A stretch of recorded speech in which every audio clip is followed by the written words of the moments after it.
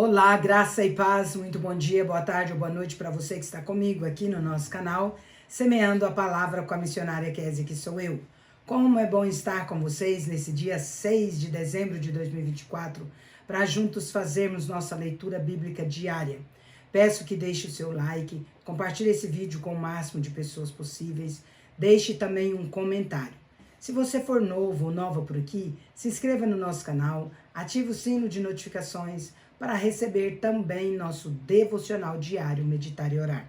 Nossa leitura de hoje serão os últimos capítulos do livro de Atos, capítulos 26, 27 e 28. Então vamos para a leitura sem mais delongas.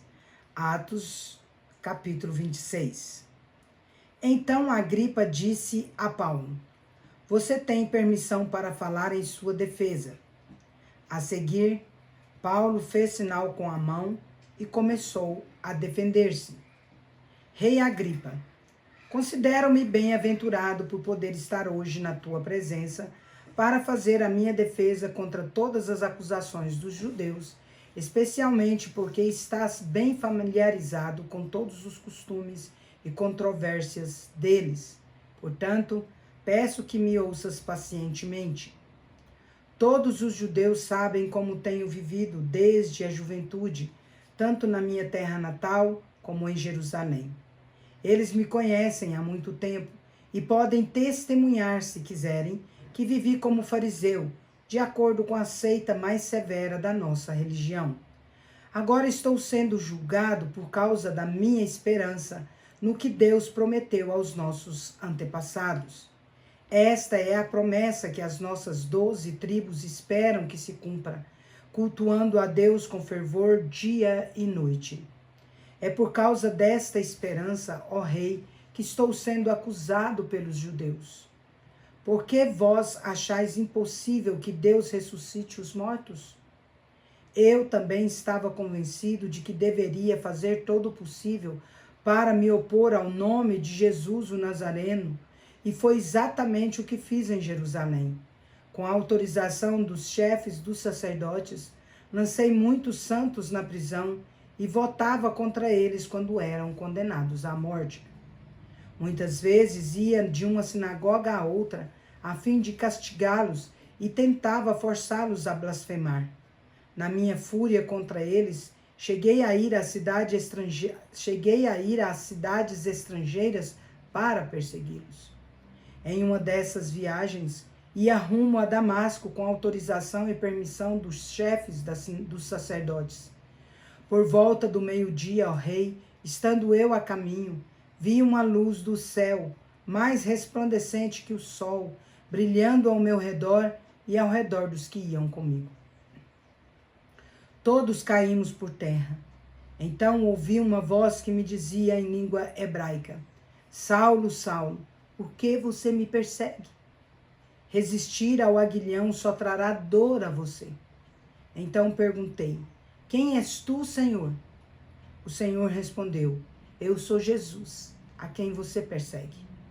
Agora levante-se, fique em pé. Eu apareci para constituí-lo servo e testemunha do que viu a meu respeito e do que mostrarei a você.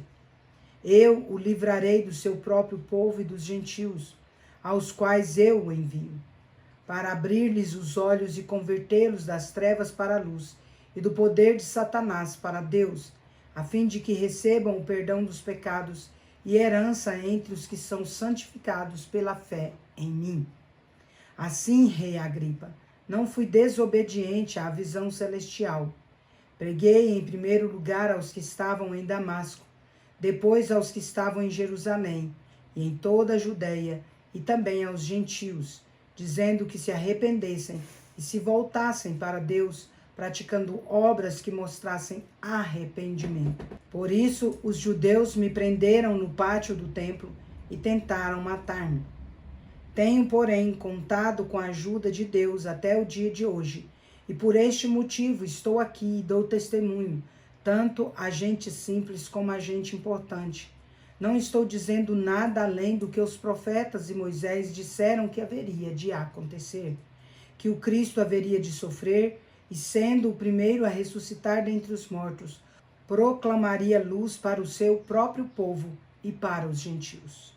A esta altura, Festo interrompeu a defesa de Paulo e disse em alta voz: Você está louco, Paulo? As muitas letras o estão levando à loucura? Paulo respondeu: Não estou louco, excelentíssimo Festo. O que estou dizendo é verdadeiro e de bom senso. O rei está familiarizado com essas coisas e lhe posso falar abertamente. Estou certo de que nada disso escapou do seu conhecimento, pois nada se passou em um lugar qualquer. Rei Agripa, crês nos profetas? Eu sei que sim. Então Agripa disse a Paulo: Por pouco me convence a tornar-me cristão. Paulo respondeu: Oro a Deus que por pouco ou por muito tempo, não somente tu, mas também todos aqueles que estão me ouvindo hoje, se tornem como eu, exceto quanto a estas algemas. O rei se levantou e com ele o governador e Berenice, como também os que estavam sentados com eles. Saindo do salão, comentavam entre si: Este homem não fez nada que mereça morte ou prisão. Agripa disse a Festo: Ele poderia ser posto em liberdade se não tivesse apelado para César. Atos capítulo 27. A viagem de Paulo para Roma. Quando ficou decidido que navegaríamos rumo à Itália, Paulo e outros presos foram entregues a um centurião chamado Júlio, que pertencia ao regimento imperial. Embarcamos em um navio de Andramítio, que estava na partida para alguns lugares da província da Ásia, e saímos ao mar, estando conosco Aristarco, um macedônio de Tessalônica. No dia seguinte, ancoramos em Sidom. Júlio, em um gesto de bondade para com Paulo, permitiu-lhe que ele se encontrasse com amigos, para que estes suprissem as suas necessidades. Quando partimos de lá, passamos ao norte de Chipre, porque os ventos nos eram contrários. Tendo atravessado o mar aberto ao longo da Cilícia e da Panfilha, ancoramos em Mirra, na Lícia.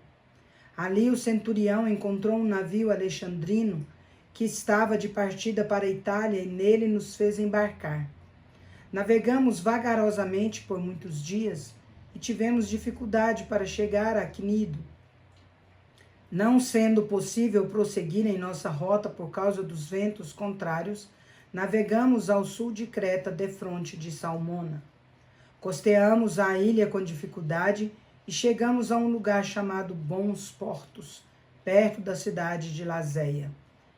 Tínhamos perdido muito tempo e agora a navegação se tornara perigosa, pois já havia passado o dia da expiação. Por isso Paulo os advertiu: Senhores, vejo que a nossa viagem será desastrosa e acarretará grande prejuízo para o navio, para a carga e também para a nossa vida. Todavia o centurião, em vez de ouvir o que Paulo falava, seguiu o conselho do piloto e do dono do navio. Visto que o porto não era próprio para passar o inverno, a maioria decidiu que deveríamos continuar navegando, com a esperança de alcançar Fenícia e ali passar o inverno. Este era um porto de Creta, que dava para o sudoeste e para o noroeste. A tempestade. Quando começou a soprar suavemente o vento sul, pensaram que haviam obtido o que desejavam.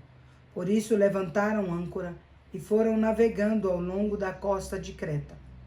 Pouco tempo depois, desencadeou-se da ilha um vento muito forte chamado Nordeste. O navio foi arrastado pela tempestade sem poder resistir ao vento. Assim cessamos as manobras e ficamos à deriva. Passando ao sul de uma pequena ilha chamada Cauda, foi com dificuldade que conseguimos recolher o barco salva-vidas. Levantando-o, lançaram mão de todos os meios para reforçar o navio com cordas. Temendo que ele encalhasse nos bancos de areia de Sirte, baixaram as velas e deixaram o navio à deriva. No dia seguinte, sendo violentamente castigados pelas tempestades, começaram a lançar fora a carga. No terceiro dia, lançaram fora com as próprias mãos a armação do navio. Como passaram muitos dias sem que o sol e as estrelas aparecessem, e a tempestade continuava a abater-se sobre nós, finalmente perdemos toda a esperança de nos salvarmos. Visto que os homens tinham passado muito tempo sem comer, Paulo levantou-se diante deles e disse: os senhores deviam ter aceitado o meu conselho de não partir de Creta, pois assim teriam evitado este dano e prejuízo.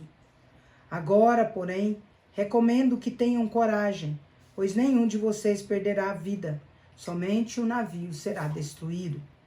Ontem à noite apareceu-me um anjo do Deus a quem pertenço e a quem adoro, dizendo-me: Paulo, não tenha medo.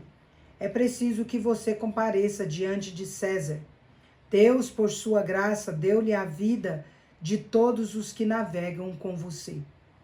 Assim tenham ânimo, senhores. Creio em Deus que acontecerá conforme me foi dito. No entanto, devemos ser arrastados para alguma ilha. O naufrágio. Na 14ª noite, ainda estávamos sendo levados de um lado para o outro no mar Adriático, quando por volta da meia-noite, os marinheiros imaginaram que estávamos próximos de terra firme. Lançando a sonda, verificaram que a profundidade era de 20 braças. Pouco tempo depois, lançaram novamente a sonda e encontraram 15 braças. Temendo que fôssemos jogados contra as pedras, lançaram 4 âncoras da popa e faziam preces para que amanhecesse o dia. Tentando escapar do navio, os marinheiros baixaram o barco salva-vidas ao mar, a pretexto de lançar âncoras da proa. Então Paulo disse ao centurião e aos soldados: se estes homens não ficarem no navio, vocês não poderão salvar-se. Com isso, os soldados cortaram as cordas que prendiam o barco salva-vidas e o deixaram cair. Pouco antes do amanhecer, Paulo insistia em que todos se alimentassem, dizendo: hoje faz 14 dias que vocês estão em vigília constante sem comer nada.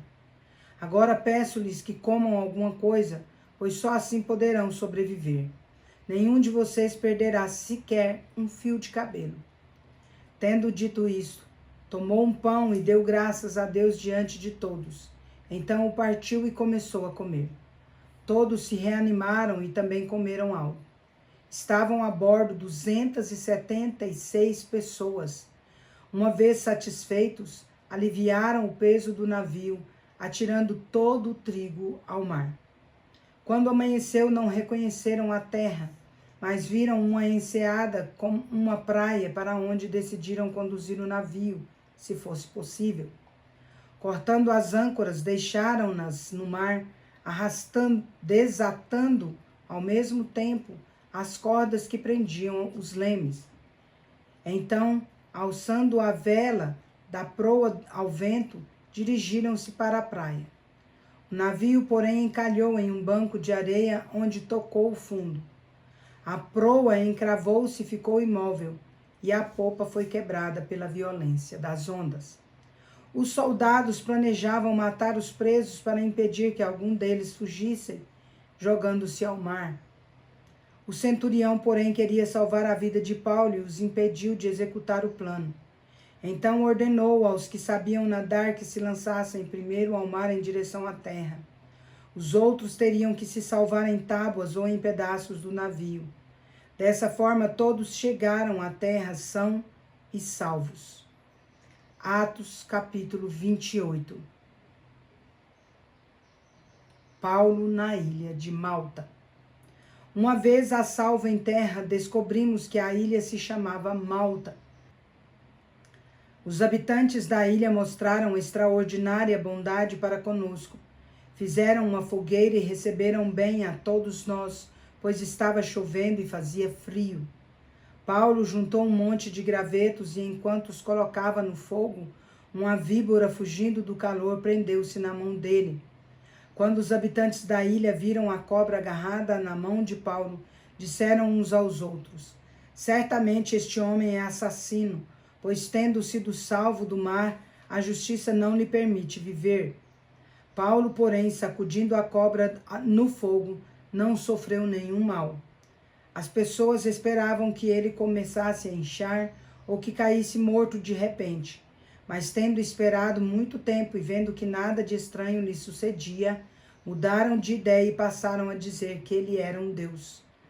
Perto dali havia uma propriedade pertencente a um homem chamado Públio, o principal da ilha. Ele nos convidou a ficar em sua casa e por 3 dias bondosamente nos recebeu e nos hospedou. No entanto, o pai de Públio estava doente, acamado, sofrendo de febre e disenteria. Paulo entrou para vê-lo e, depois de orar, impôs-lhe as mãos e o curou. Como consequência disso, os outros doentes da ilha vieram e foram curados. Eles nos prestaram muitas honrarias e, quando estávamos para embarcar, forneceram-nos os suprimentos de que necessitávamos.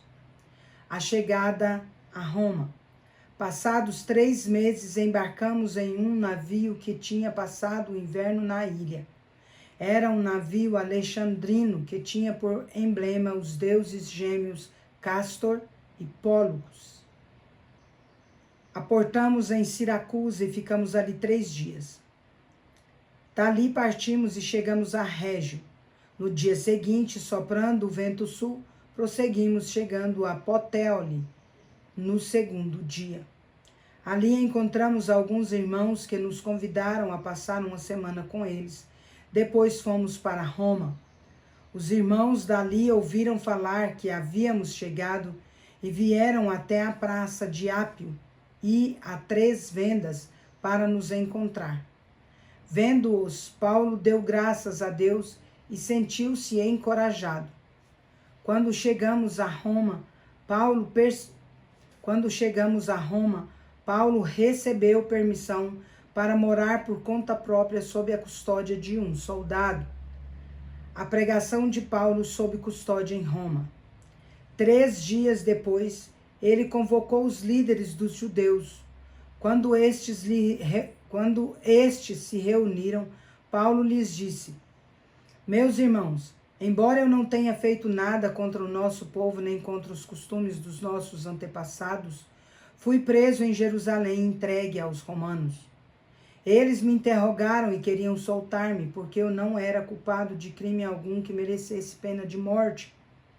Todavia, diante da objeção dos judeus, fui obrigado a apelar para César, não, porém, por ter alguma acusação contra o meu próprio povo. Por essa razão, pedi para vê-los e conversar com vocês. Por causa da esperança de Israel é que estou preso com estas algemas.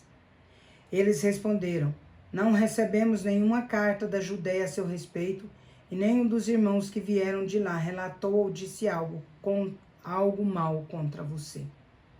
Todavia queremos ouvir da sua parte o que você pensa, pois sabemos que em toda parte há gente falando contra esta seita.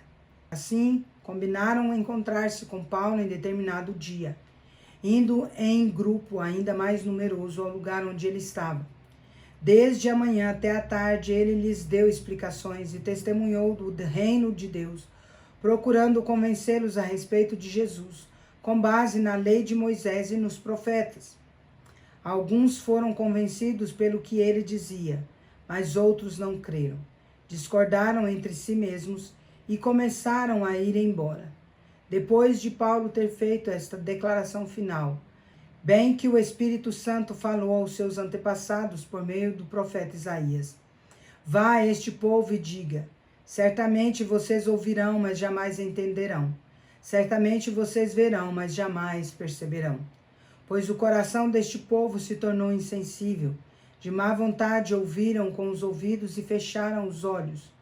Se assim não fosse, poderiam ver com os olhos, ouvir com os ouvidos e entender com o coração, converter-se e eu os curaria. Portanto, quero que saibam que esta salvação de Deus é enviada aos gentios e eles a ouvirão. Ditas estas palavras, partiram os judeus, tendo entre si grande contenda. Por 2 anos inteiros, Paulo permaneceu na casa que havia alugado e recebia todos os que iam vê-lo. Pregava o reino de Deus e ensinava a respeito do Senhor Jesus Cristo abertamente, sem impedimento algum. Encerramos nossa leitura por hoje. E não há salvação em nenhum outro, pois abaixo do céu não existe nenhum outro nome dado entre os homens pelo qual importa que sejamos salvos. Atos capítulo 4, versículo 12. Agora vamos comigo ali parabenizar os aniversariantes de hoje. Bora lá. Parabéns e feliz aniversário para você que está completando mais um ano de vida nesse dia 6 de dezembro de 2024. Parabéns aos casais completando mais um ano de casados e aos bebezinhos completando mais um mês de vida. Meus parabéns especial vai para a Nica Souza, lá em Rondonópolis, Mato Grosso, para Maria Silva Araújo, lá em Tesouro, Mato Grosso, para o Sebastião Alves, em Rondonópolis, Mato Grosso, para a Luzinete Machado, em Cuiabá, Mato Grosso, para o pastor Rogério Borges, em Caiapônia, Goiás, para a Ruth Souza, em Uberlândia, Minas Gerais, e para o Ronaldo Dias, em Rio Verde, Goiás. Que Deus abençoe grandemente a vida de cada um de vocês. Quero orar por vocês. Vamos orar? Pai de amor, quero agradecer ao Senhor por conceder a Nica Souza, a Maria Silva, ao Sebastião Alves, a Luzinete Machado, ao pastor Rogério Borges, a Ruth Souza e ao Ronaldo Dias mais um ano de vida. Pai, agradeço muitíssimo ao Senhor por conceder essa bênção a eles, Pai, e até aqui os estar ajudando. Rogo a Deus que aqueles que ainda não se renderam ao senhorio do Senhor sejam tocados pelo Teu Santo Espírito, convencidos do pecado, da justiça e do juízo, e se chegarem a Ti, Pai. E os que já Te servem, Te buscam, que sejam fortalecidos pelo Senhor. Inunde de dádivas a todos os aniversariantes, casais e bebezinhos, de amor, de paz, de alegria, de prosperidade, de saúde, de sabedoria, de discernimento, de muitas felicidades e muitos anos de vida. Que a boa, agradável e perfeita vontade do Senhor se cumpra na vida de cada um, hoje e para todo sempre, em nome de Jesus. Amém. É isso aí, meus queridos e queridas. Deus é justo e bom. Vamos